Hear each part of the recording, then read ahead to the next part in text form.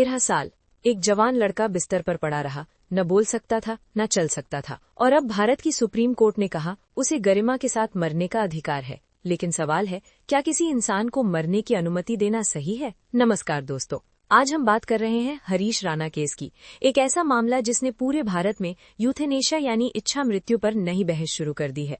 भारत की supreme court ने एक ऐतिहासिक फैसला सुनाते हुए हरीश राणा को पैसिव यूथेनेशिया यानी लाइफ सपोर्ट हटाने की अनुमति दे दी है। थोड़ा पीछे चलते हैं।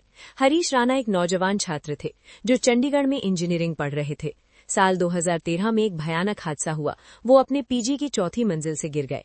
इस दुर्घटना में उनके दिमाग को गंभीर चोट लगी और वो परमानेंट वेजिटेटिव स्टेट में चले गए। मतलब न बोल सकते थे, न खुद से हिल सकते थे और 13 साल तक मशीनों के सहारे जिंदा रहे।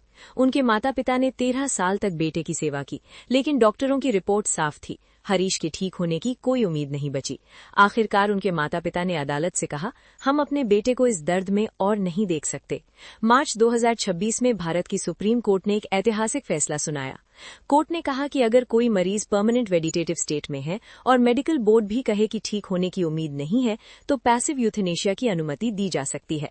मतलब कोई इंजेक्शन देकर मौत नहीं दी जाएगी, बल्कि लाइफ सपोर्ट धीरे धीरे हटाया जाएगा और पूरी प्रक्रिया डॉक्टरों की निगरानी में होगी।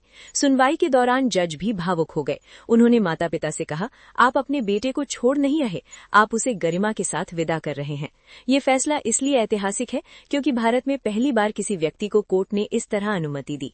इससे right to die with dignity पर नई बहस शुरू हो गई है। अब सरकार से इस पर स्पष्ट कानून बनाने की मांग भी उठ रही है। अब बड़ा सवाल ये है कि क्या किसी इंसान को मरने का अधिकार होना चाहिए?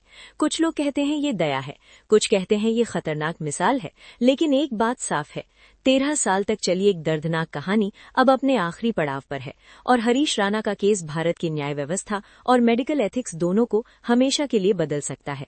अगर आप इस फैसले के बारे में क्या सोचते हैं, क्या ये सही है या गलत, कमेंट में अपनी राय जरूर लिखें और ऐसी ही सच्ची और गहरी खबरों के लिए चैनल को सब्सक्राइब करना मत भूलिए।